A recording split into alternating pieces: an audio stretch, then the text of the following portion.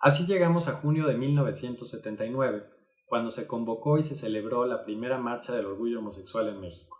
Desde entonces no ha dejado de celebrarse en cada mes de junio al menos una marcha relacionada con diferentes demandas o colectivos de la diversidad sexual. ¿Por qué hay una desigualdad en el mundo de los negocios? ¿A qué problema te enfrentas? ¿Qué te mantiene despierto en la noche? Fue uno de los mejores momentos de mi carrera. Sentí que era el momento perfecto para emprender. ¿Y si trabajamos en equipo? Victoria 147, el podcast. Hola, me llamo José Ignacio Lanzagorta y soy antropólogo. Y bueno, pues he hecho una buena parte de mi investigación sobre la zona rosa de la Ciudad de México como un territorio asociado al movimiento LGBT. Hoy en día quienes visitan las calles de Amberes o de Florencia, por ejemplo, se encuentran con un gran número de bares y tiendas dirigidas a personas de la diversidad sexual y de género. Pero también hay algunos espacios estatales, como la Unidad Especializada de Atención Lésbico, Gay, Bisexual, Travesti, Transgénero, Transexual e Intersexual de la Fiscalía General de Justicia de la Ciudad de México. Hoy en día también, y desde hace más de 10 años, en la Ciudad de México es posible que personas del mismo género puedan casarse y tener hijos. También se ha avanzado en materia de derechos para personas trans. Y muchos estados de la República han ido modificando sus códigos civiles para que estos sean realidades en todo el país. Incluso ahí donde todavía no es posible casarse de acuerdo a las legislaciones locales, aún es posible tramitar un amparo vía el Poder Judicial para lograrlo.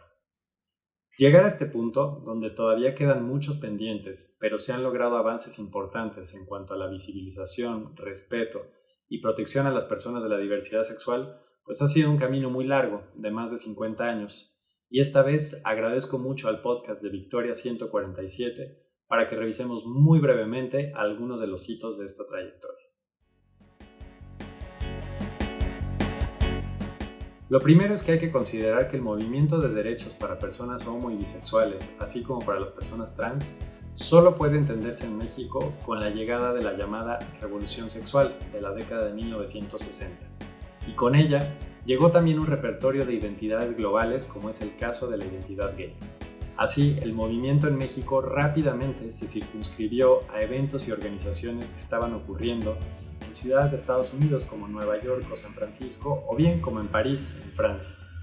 Antes de esto, la homosexualidad en México tenía, por supuesto, formas y espacios de sociabilidad, pero siempre bajo la clandestinidad. Si bien, y a diferencia de otros países, en México nunca ha sido explícitamente ilegal ser homosexual, la vida de estas personas se veía, y en algunos casos continúa siendo, asediada no solo por el Estado que perseguía delitos contra la moral y el orden público, sino también por la cultura. Hace poco salió a través de plataformas de streaming una película sobre el famoso Baile de los 41, un episodio icónico y emblemático ocurrido en el Porfiriato, en el que, como dice Carlos Monsiváis, se inventó la homosexualidad en México. Una redada en una fiesta en 1901, en la que fueron detenidos un gran número de hombres y personas travestidas, generó un escándalo sin precedentes en la historia moderna de México. Si antes de esto los periódicos del país muy excepcionalmente se referían a la homosexualidad en forma alguna, este hito generó un discurso homofóbico más abierto y explícito que nos ha acompañado a prácticamente todo el resto del siglo pasado.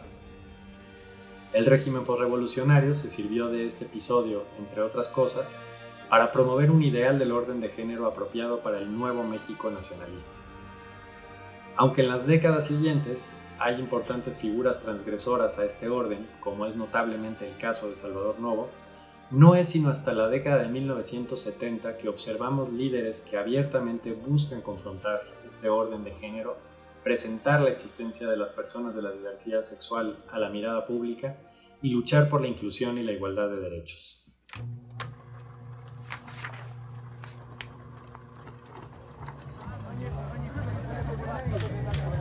Podríamos decir que un antecedente importante es la publicación de la novela El diario de José Toledo, de Miguel Barbachano, en 1964, junto con la presencia de algunos bares y espacios de corta duración en la zona rosa, que se encontraba justo en su momento de mayor ebullición.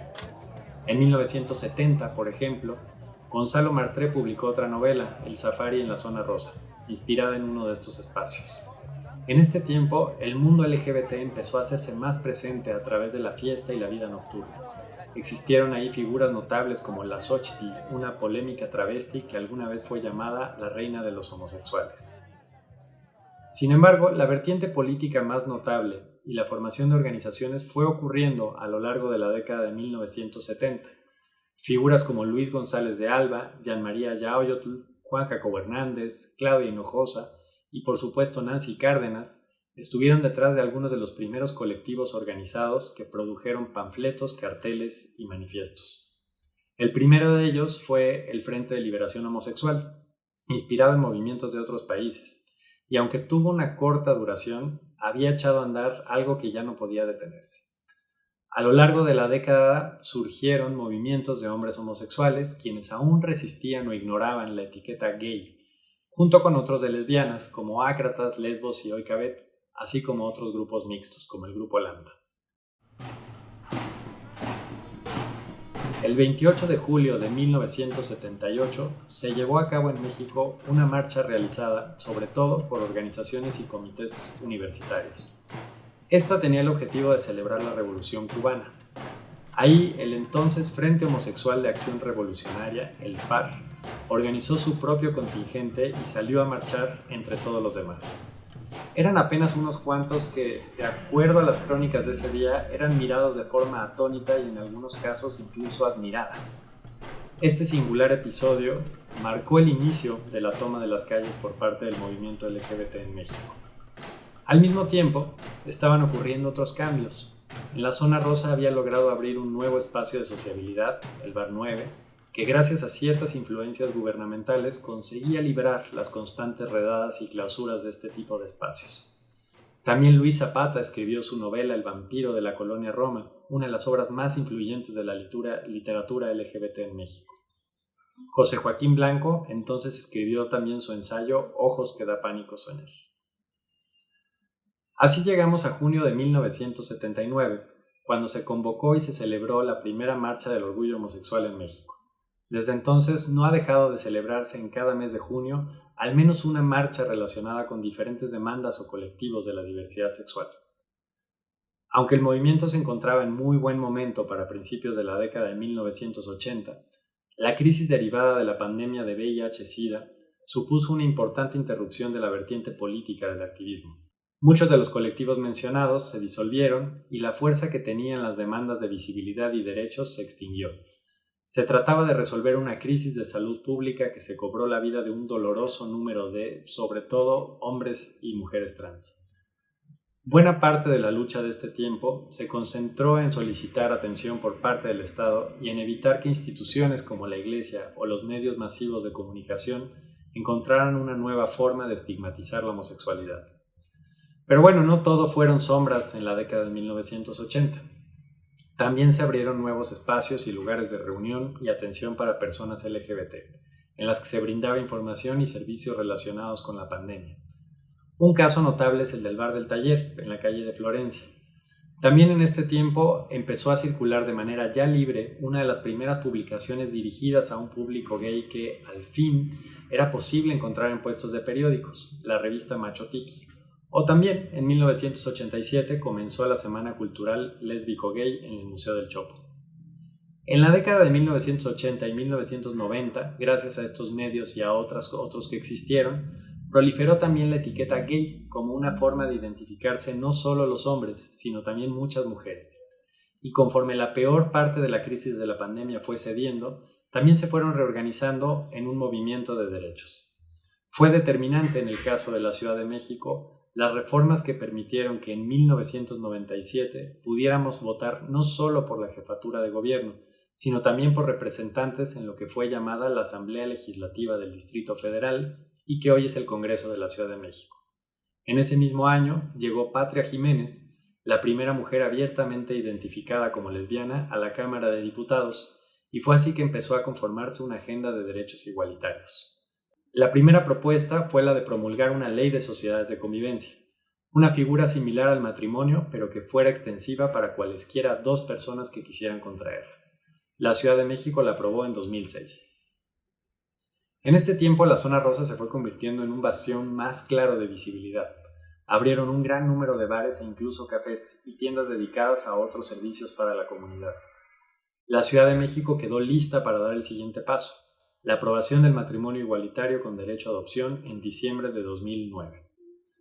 Desde entonces, poco a poco, otras entidades del país han ido también aprobándolo, y esto, más allá de significar la posibilidad de casarse y la igualdad de derechos, significa un cambio en la posición de las personas de la diversidad sexual en la cultura mexicana.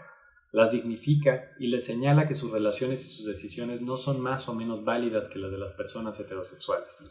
Sin embargo, es importante decir que el movimiento LGBT no se agota con la agenda del matrimonio igualitario. Al contrario, podría decirse que es apenas uno de sus puntos de partida.